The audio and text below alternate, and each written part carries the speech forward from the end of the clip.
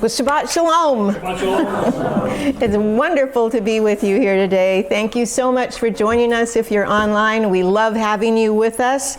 And we hope that you're as excited about being alive today as we are, because you are a light in this dark world. That's why we're here in this day and in this season. And if, with your permission, I'm going to skip the review that we usually do from last week's teaching, because I got so much I hope I can get through it. So without any delay, let's move right into today's portion, which is another double portion. And it's called Behar Bechuchotai, meaning on the mountain, and my statutes and my judgments. And we are going to dig into this cycle of sevens, because that's really what this Torah portion is about. It's about cycles of seven. And what have we gone through so far? We've gone through cycles of sin and consequences, cycles of, help me out, sin and redemption. And today we're going to go through the grand finale, cycles of seven. So to get started, I want to take 1 minute and look at the book of Leviticus and say, how long did this book take to actually complete, to live out? All right? So we're going to look first at the Exodus, which happened in approximately 1445. And in the Exodus, there came deliverance, redemption, and freedom. But once the children were in the wilderness, the tabernacle was completed in 1 year. And after that year, the Lord's presence came down and dwelt among the people. Exodus 40 verse 17 says, "So the tabernacle was set up on the first day of the first month in the second year." And from this we know that they'd been in the wilderness for how long? 1 year. And so on the first day of the first month of the second year, that would have been Nisan 1, the Hebrew or the biblical calendar, Nisan 1, at the very beginning of the second year. So then Leviticus 9:23 says, "And Moses and Aaron went into the tent of meeting. When they came out, they blessed the people, and the glory of the Lord appeared to all the people." Then in the book of Numbers, we're going to begin when? In the second month of the first year. Numbers 1:1 tells us, "The Lord spoke to Moses in the tent of meeting in the desert of Sinai on the first day of the second month of the second year after the Israelites came out of Egypt." So we're still at the beginning of the second year, and it's the first day, so what's changed? 1 month. 1 month. So the entire book of Leviticus happened in 30 days. Can you imagine that? All of the training, all of the things that transpired took place in 30 days. And then, Leviticus 25:1, our Torah portion begins at the foot of Mount Sinai, and it says, "And the Lord spoke to Moses on Mount Sinai, saying," why did the Lord take Moses back to Mount Sinai? He could have spoken to him anywhere. Why at this particular mountain? Exodus 20, verse 3 says, "I am the Lord your God who brought you out of Egypt, out of the land of slavery." He said this at Mount Sinai also. God reminds them what he did for them, right? And that they are now free. Why? Because he redeemed them and delivered them from slavery. They had been in the most humble of conditions. If you're a slave, you're in the most humble of conditions, because you're serving all the time somebody else. You're at someone else's mercy. And so that's the first thing the Lord reminds them of. You're here because I brought you out. Don't get the big head, right? So then What happened at Mount Sinai, though? Then what did the Lord proceed to do? He gives them the most incredible document that's ever been given to mankind. That happened on Mount Sinai. So it is said that Sinai is the smallest of mountains. But what happened there? The most incredible document of mankind was given on the smallest of mountains, the most humble of mountains. And who was it given to? Moses, the most humble man on earth, right? So what do you think God wants in all of this? What's he trying to tell us? Humility is the key, right? It's the key. We have to remember we are only here. We only get to do what we do because God delivered us. So the lowliest of mountains and the most humble man received the Torah. So what does God say to us in Isaiah verse 40:29? He gives strength to the weary and increases the power of who? The weak. So we can feel so small and insignificant, can't we, at times? Like, what do you want me to do, right? But we have to remember whose spirit lives in us. 2 Corinthians 12:9 and 10 says, "But he said to me, my grace is sufficient for you, for my power is made perfect in weakness. Therefore, I will boast all the more gladly about my weaknesses, so that Christ's power may rest on me." And the first instruction he gave them was Exodus 20, verse 4a, "You shall have no other gods before me." And that still rings out to us today, because we don't worship little golden statues, but there are lots of other things that come into our lives that we can make a god. So we have to always be careful checking our hearts.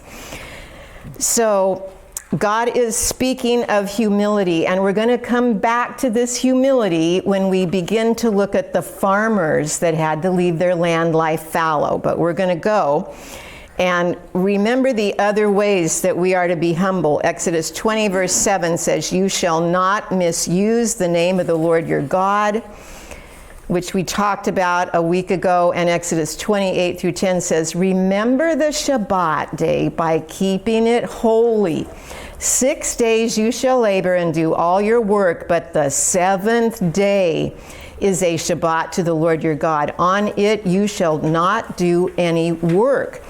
Exodus 31:17 says, "It is a sign between me and the Israelites forever. For in 6 days the Lord made the heavens and the earth, but the seventh day he rested and was refreshed." Shabbat has been compared to a wedding ring. It is to be a constant reminder for us that God's people are holy. If you're living in Israel, every day of the week is a count up to Shabbat.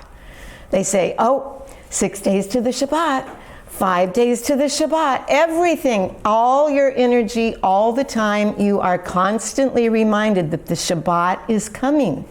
And it's a weekly thing. I mean, it's just an ever-present reminder of the beauty of this holy day that the Lord created. And we're going to see how this multiplies.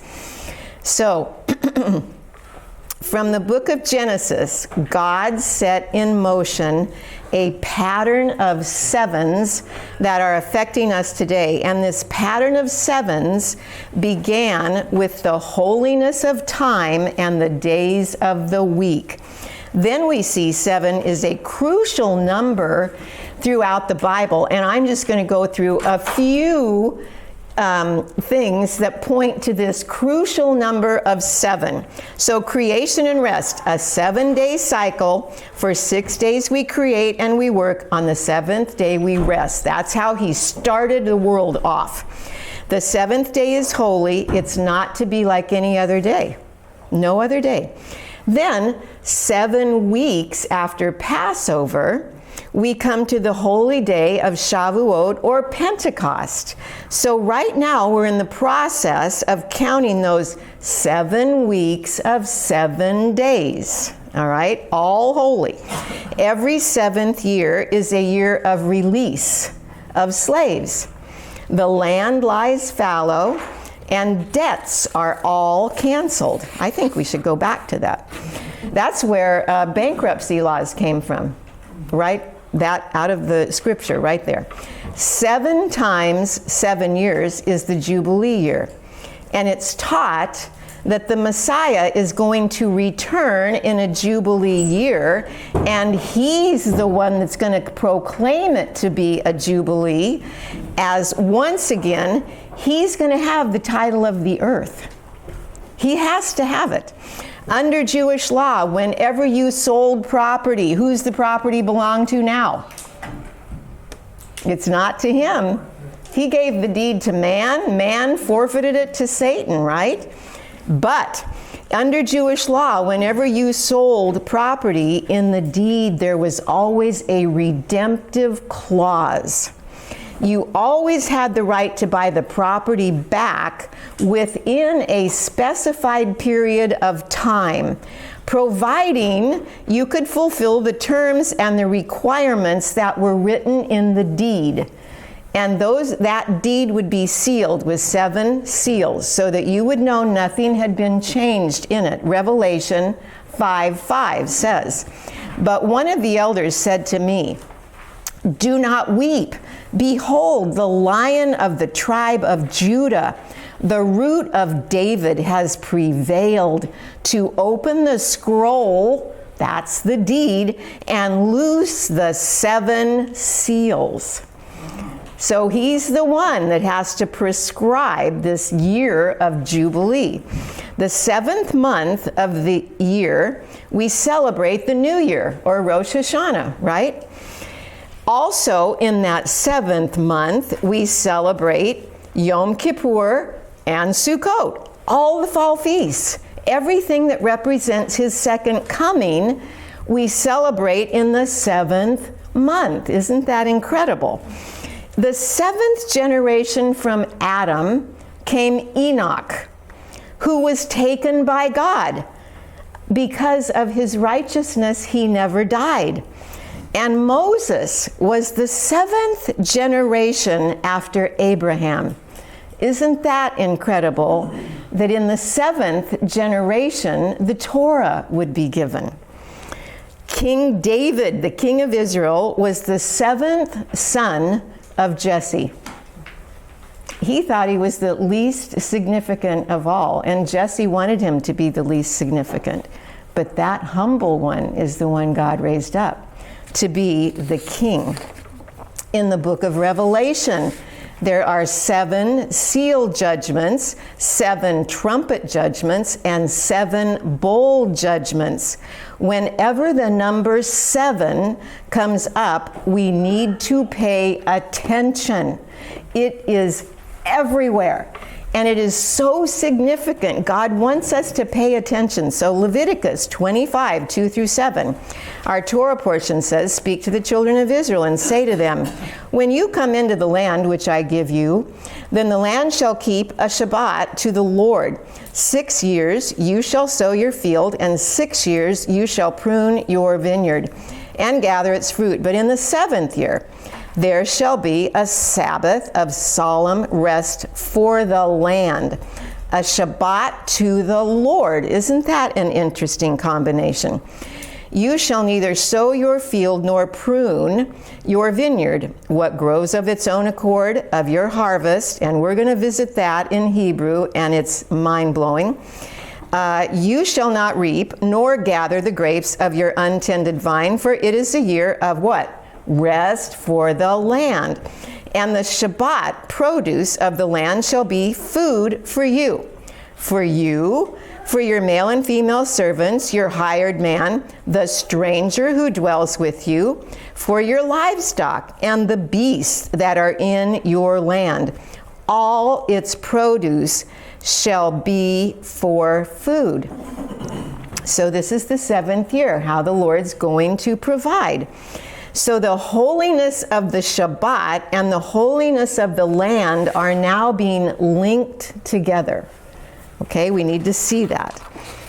All right, then we're going to go look at how the day, the seventh day, or any day, can also be expanded in time. And God told us this in Psalm 90, verse 4. And he said, 1,000 years in your sight are like a day that had just gone by, or like a watch in the night. So we have an infinite God who lives outside of time and space, yet he functions within it for the sake of man, right? Because we like markers. We like to know what's coming next, don't we? So here's this God who says, look, 1,000 years to me is like a day. So let's see what he did. I'm going to go through the 1,000-year cycles of history, taking 1,000 years at a time, and just hit highlights of what happened in each 1,000-year section of history to bring us up to where we are today. All right, here we go. In the first 1,000 years of history, we had creation. Man was created with a purpose, and the purpose was what? To have the closest possible relationship with God. And before the fall, there was nothing that separated man and God. They just had constant communion. It must have been unbelievable. Okay? But of course, we know in that first 1,000 years, boom, the fall happened. What happened then? Then came a long process, a 6,000-year process, having to restore the relationship that man had with God. That's what's been happening for 6,000 years. The curse of death entered and everything started over. Okay? So now with sin to contend with, we have the Yetzer Hara. Does everybody know what that is? That's the evil inclination that dwells in every single one of us. We all have it. We all deal with it on a daily basis, don't we? There are things that we don't want to do that we do, Paul says, and things that we do want to do that we don't do. And constantly we battle the Yetzer Hara. So the curse entered, and now we're in an ongoing struggle. This is in the first 1,000 years. Genesis 3:23 and 24 says, "So the Lord God banished him from the Garden of Eden to work the ground from which he had been taken." Listen to those words, the ground from which he had been taken. Do you think there's another reason for that Shabbat rest? We're just dust. What was the ground he took man from? It was from the very garden that he had created, right? I believe it was in Jerusalem, the city that he loves. Is that possibly another reason that the land has to rest? He's remembering his first creation. Everything has to step back up to that pinnacle of time. And that's, over these years, that's how he's getting us there. So he placed on the east side of the Garden of Eden cherubim and a flaming sword flashing back and forth to guard the way of the tree of life. Notice the words, from the ground which he had been taken. And we see sin's grip that had gotten so strong in those first 1,000 years when in Genesis 4:23 and 24, a man named Lamech speaks up. And Lamech said to his wives, Ada and Zillah, hear my voice. You wives of Lamech, listen to what I say. I have killed a man for wounding me, a young man for striking me. If Cain's revenge is sevenfold, then Lamech's is 77-fold. So Yeshua's words, so you see the grip sin had gotten. This guy was not only going to get even, he was going to get even times 70, right? So that's sin. Whenever that sin takes that hold, death is always the result, always. But look at what Yeshua said. Peter had asked him, and Lord, how many times should we forgive? Up to 7 times? Thinking, my gosh, that's going above and beyond, right? Jesus answers in Matthew 18:22. I tell you, not just 7 times, but 70 times 7. So the curse of sin is going to be reversed with forgiveness. That's how the sin is going to be reversed. So Jesus answered Lamech exactly 70 times 7. He's matching him, but he's reversing it. So in the first 1,000 years, or the first day, violence spreads through sin to the point that the Lord destroys everything with the flood. This is all in the first day. Think about that. Then came the Tower of Babel, and man begins to spread over the earth in the first day. So those are some of those major events. Then the second day comes. I want you to picture this like a slinky. You know how you stretch out a slinky? And this is spiraling from below. If you think of sin as the first day, and then each 1,000 years, God slowly takes you up that slinky until finally you reach that pinnacle where he is. But it's a process, a slow process. So the second 1,000 years, along comes Abraham, a man who stood alone. And he believed in the one true God in a world that worshiped idols. Okay? And so what did he do? Abraham crossed over. He crossed over alone. What does it mean to cross over? Here's the Hebrew word, ivri. It means to cross over. If you're an Eved ivri, you are a Hebrew servant. This is the word that the word Hebrew comes from, ivri. He became a Hebrew. He became separated from the world. That's where that word comes into play, and it's hugely significant. Abraham crossed over alone. Nobody went with him. Abraham represented the nation of Israel, of which it is said in Numbers 23:9, it is a nation that dwells alone, and it is not reckoned amongst the nations. The other nations don't even want to recognize it. So in the second day, Abraham believed, and it was counted to him for righteousness. The remaining patriarchs were born, Isaac and Jacob, and the leaders of the 12 tribes came into being. And toward the close of that day, as the sun is sinking down on the second day, they migrated to Egypt. And it's a perfect segue, because every time Israel leaves the land, it is said that they're going down. And when the sun goes down, it represents Israel leaving their land. So the sun is going down on the second day. Israel is leaving their land and going to Egypt. All right, so then we come to the third day, and Moses leads the people out of Egypt. God parts the Red Sea, the Torah is given at Sinai, and the conquest of the Promised Land begins. So, of course, the third day is a day of what? When does Yeshua resurrect? On the third day. The third day is another hugely important day. But we see that God is resurrecting his people now. On the third day. He never misses a chance to weave this all together. So we see each day there's this spiraling up process, right?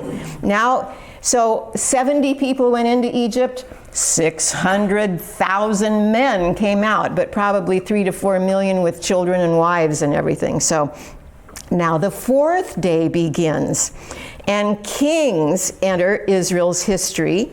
And we have, of course, King David, but kings could not save Israel. So then we see a divided monarchy. Then we see the Assyrian destruction of the northern Israel, followed by the Babylonian captivity. Then the temple was rebuilt. The Jews are saved from annihilation when Esther is queen in Persia. All this is the fourth day. Do you see things speeding up? Artaxerxes becomes the ruler of Persia. He's crucial in causing the Jews to go back and rebuild the second temple. Alexander the Greek dies, and the Romans come in and rule Israel. And the coup de grace, the absolute culmination, Yeshua comes to the earth. He dies, he's buried, and he's resurrected, and he returns to his Father in heaven. That's the fourth day. Do you see things speeding up exponentially? But that fourth day happens, and I'm going to turn this over and back. Something not good happens, because the second temple is destroyed in 70 AD, and this begins, it's called Galut. Everybody say it, Galut. And it means exile. It's a word you need to know. It's whenever God's people are out of their land and away from their Messiah, separated from their Messiah, they're in a galut. We're part of God's people. We aren't in the land. We're in a galut too. And how long has this been going on? 2,000 years, right? And so where does this take us in the scope of time? Yeshua left at 4,000 plus 2,000. We're at the very, very end of the 6,000th year of history. That's a big, big deal, and we're going to see as we go on now. All right, so I'm skipping some stuff because I had too much. Okay, so the galut. All right, so we've been in this exile, and all this time we are waiting and spiraling up to the final redemption, because what's been going on for 2,000 years? Restoration process. What? Restoration process. Restoration, redemption, right? The whole earth has had the opportunity to know the Lord. The Holy Spirit has spoken to everybody. Everybody's had an opportunity, so they've all had an opportunity to come to the Lord. That's coming to a close.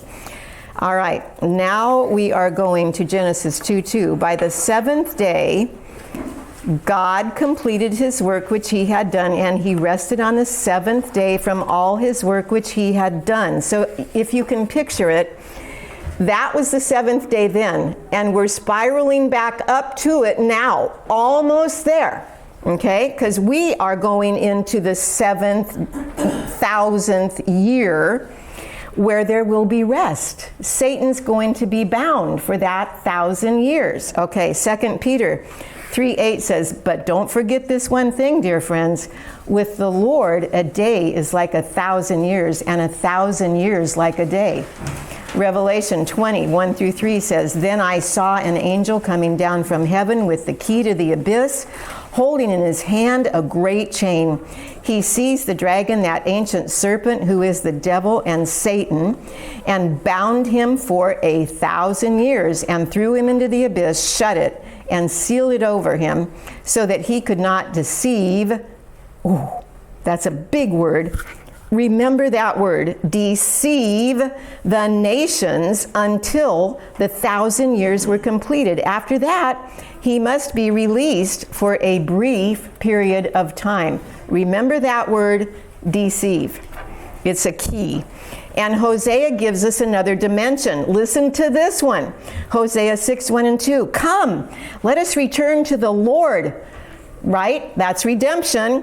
For he has torn us to pieces in these last 2,000 years.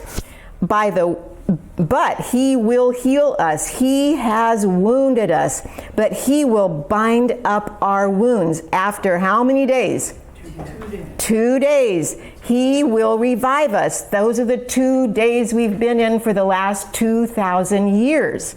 On the third day, he will raise us up, that we may live in his presence. We're heading to that day with lightning speed. So we're nearly at the close of the Galut. And if you're wondering how the year 5783, the current year on the biblical calendar, can be 6,000 years, it's really simple.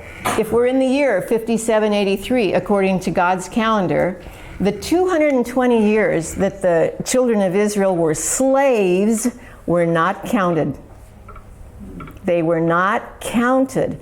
So if you add the 5783 and the 220, we're in the year 6003. We have entered the seventh day, because it's always one ahead. So we've entered the seventh day. We're there.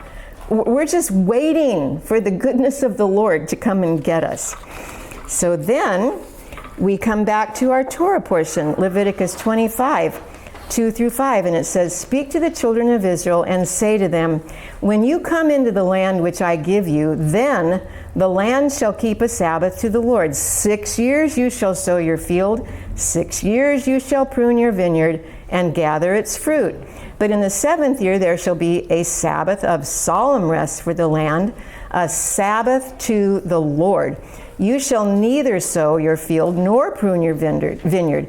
What grows of its own," super important words we're going to get to in a minute, "according of your harvest, you shall not reap nor gather the grapes of your untended vine, for it is a year of rest for the land." This commandment for these farmers demanded humility and strength of character, because Israel was mostly an agrarian society, so almost everybody was a farmer, and they loved their land. I mean, after all, it fed them, it sustained them. Farming is something that you get a lot of satisfaction from, right? You plant, the rain comes, you see it grow, you take care of it. So there's pride in your work, and there's reward in your work. So, but they had to stop working. Think about it, and just let it lie. And we say, "Oh, that'd be so great to have a whole year off." That'd be hard to have a whole year off. Imagine the strength of character that these farmers had to follow through with that. These farmers, had they done it, were likened to strong warriors.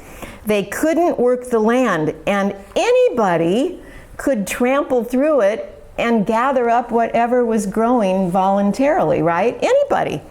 Could be strangers or wild beasts. There were still lions and tigers and bears roaming Israel at that time. Anybody. So those people wouldn't have had the same love for that land that they had, right? You love what you take care of, right? In this way, he's being asked to conquer his Yetzer Hara, that evil spirit that wants to do what's not right, to do what's against God's word. So the side of him that would do wrong was supposed to obey this command, but his natural inclination would be to do what? Keep working. Keep working. Does anybody here ever want to go home and do something on Shabbat, and then you have to go, don't do that, it's Shabbat. You have to force yourself not to work. 2 Chronicles 36:21, those who escaped the sword were carried by Nebuchadnezzar into the exile in Babylon. Why? They hadn't kept the command. For 70 years they hadn't kept the command, and God was telling them, there are consequences for this. That was not a suggestion. So they were carried into exile in Babylon, and they became servants to him and his sons until the kingdom of Persia came to power. So the land enjoyed its Sabbath rest all the days of the desolation until 70 years were completed in fulfillment of the word of the Lord through Jeremiah. And Leviticus 26:34 says, then the land shall enjoy its Shabbats all the days it lies desolate, while you are in the land of your enemies. At that time, The land will rest and enjoy its Shabbats. And in these words, though they're repeated over and over and over in our Torah portion, they're painting a picture for us. And they're saying, get ready. Get ready. There's a Shabbat rest coming. The seventh day is almost here. The land of the entire earth is going to rest. Hebrews 4:9-11 says, there remains therefore a rest for the people of God. For he who has entered his rest has himself also ceased from his works as God did from his. Let us therefore be diligent to enter that rest. Those are interesting words. Lest anyone fall according to the same example of disobedience. What example of disobedience? Hebrews 3:17-19 says, now with whom was he angry 40 years? Was it not those who sinned, whose corpses fell in the wilderness, and to whom he did swear that he would not enter his rest, but to those who did not obey? So we see that they could not enter in because of what? Unbelief. Just like Israel, we have one big, humongous responsibility. And what is it? To show that we believe by obeying. That's our whole responsibility. Philippians 4:6-7, and just for time's sake, I'm just going to read basically the underlined words of these. What does he tell us? He says, so don't be anxious about anything. Is that a command? I don't know if it's a command, but strong suggestion. Psalm 55:22, cast your burden on the Lord, and he will sustain you.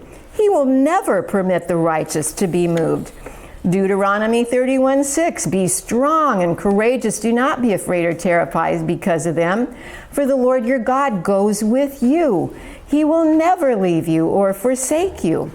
So as we approach the seventh day, we have to be sure that our only enemy is unbelief. That's it. We don't have to be afraid of what's coming because so many people are terrified. It even says in Revelation they're going to be fainting. They're going to be having heart attacks because they're terrified of what's coming. Nope, we don't have to be. Amen. That's not our job. Our job is just believe. So at the end of the sixth day, there are going to be treacherous times, and Yeshua likens these times to birth pangs. Anybody that's ever given birth knows that isn't fun, but to get the baby here, you got to go through it, and once the baby's here, it's worth it, right? You got to think about the baby. In this case, you got to think about Yeshua ruling and reigning on the earth. So the Lord really impressed upon me that I was to read Matthew 24 again this week. So I read it, thinking that I already knew what was in it. But as you know, he's always showing you something new, right? Peeling back layers that you don't even know are there. So I read it. And I was overwhelmed. I saw something that I'd never seen before. And in case anybody doesn't know, Matthew 24 is the chapter where the disciples come to him and they say, so tell us, how are we going to know when all this is going to happen and all these things are going to take place? What are the clues going to be? What are the signs going to be, Lord? So Yeshua begins to tell them the signs. And he goes through the whole list, right? Well, we're seeing every single sign in action today. And he says every single sign one time, except one. Do you know what that one sign is that he says 2 times? I didn't either. Twice he says, deception. Deception. You watch for deception. It's the key to everything. Everything's going to revolve around deception. And so then, in the midst of deception, he said one thing is going to happen: lawlessness. Oh my gosh. Okay, so then my hair was on fire. So then, how is this deception going to come upon the earth? Well, it already has come upon the earth. You know that now people are told that if you're born a boy, that you can be a girl. And if you're born a girl, well, you can be a boy. Well, is there truth in this? No. No. Okay. You know that there's chaos in our streets, and murder rates are higher than they've ever been. Police departments are being dismantled. Criminals are being set free. Others aren't charged with their crimes at all. Is there truth in this? Is this the way it should be? Is this how to create law and order in any society? No. This is deception in its biggest form, right? One party in Congress says the other party is lying. Well, which one's telling the truth? Is either one? There's huge deception, okay? Christians are taught that the law has been done away with. But Yeshua says that not one jot or tittle of the law is ever going to be done away with. So there's deception, even within institutions that have been trusted for 2,000 years. Deception is rampant.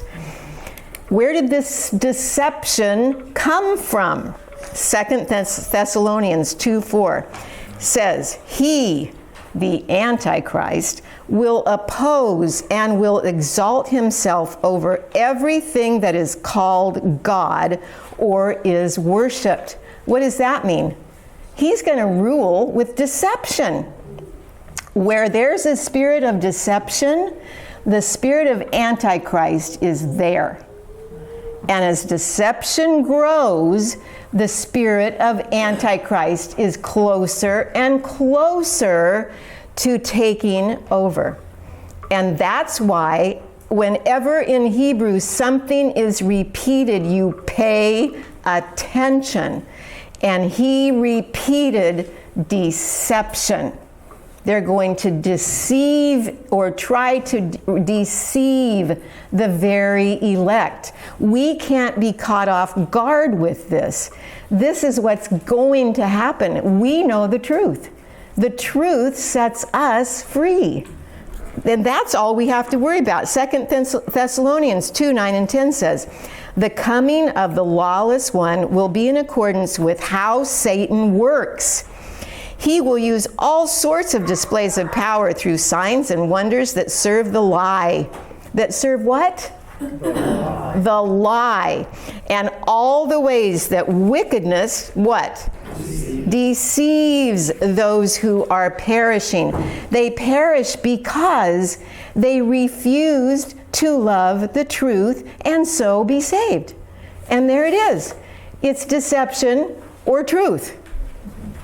And deception is everywhere right now. The earth is covered in it. 1 John 2:18 says, dear children, this is the last hour. And as you have heard that the Antichrist is coming, even now many Antichrists have come. This is how we know it is the last hour. That was 2,000 years ago. If that was close then, how close are we? 1 John 2:22, who is the liar? But he who denies that Jesus is the Christ. This is the Antichrist, he who denies the Father and the Son. And the prophet Daniel saw the same thing, and he said, Daniel 8:25, through his cunning he shall cause deceit to prosper under his rule, and he shall exalt himself in his heart. He shall destroy many in their prosperity. He shall even rise against the prince of princes, but he shall be broken without human means. I love that. When this deceit is rampant, then Lawlessness is going to abound. That's what the Lord told us. All right. So, has lawlessness increased? Yes. Okay, we all know it has, but I want to show you a couple of things. These are mass shootings, and these are all documented from sites that are excellent. From 1966 to 75, there was one mass shooting per day. From 2011, one per year, 2011 to 2020, one per month. Okay, they're increasing. In 2023 so far, in just January through April, one a day. We aren't told about all of them. I heard a report that said if people knew what was really happening, they would never get through reporting on mass shootings. There are too many to report on, and they won't. No news station wants to do it. They won't do it. They're buried. It's pretty alarming. There's a drug crisis. More people died last year from fentanyl poisoning than died in the entire Vietnam War. That's a crisis. There's a crisis at our border. 1 John 3:4 says, everyone who practices sin also practices lawlessness, and sin is lawlessness. So I mention these things not for political reasons, but to say we're at the very, very, very end of the sixth day. Very, very end. Everything Yeshua said would happen is happening, and most of all, we see the deceit that brings about the lawlessness.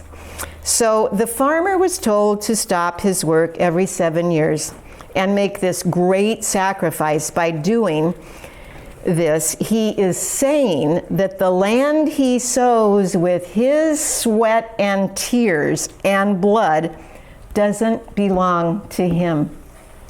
And we do take ownership of our stuff, don't we? We do. But it belongs to God. He's the owner. It's all going to return to him. And here's the good news about this seventh year. Leviticus 25:23 through 24 says, the land must not be sold permanently because it is mine. And you are but foreigners and residents with me. God's calling himself a foreigner. Thus, for every piece of property you possess, you must provide for the redemption of the land. Okay, here's the exciting part now. We've been in a galut for 2,000 years. Guess what the word for redemption is in Hebrew?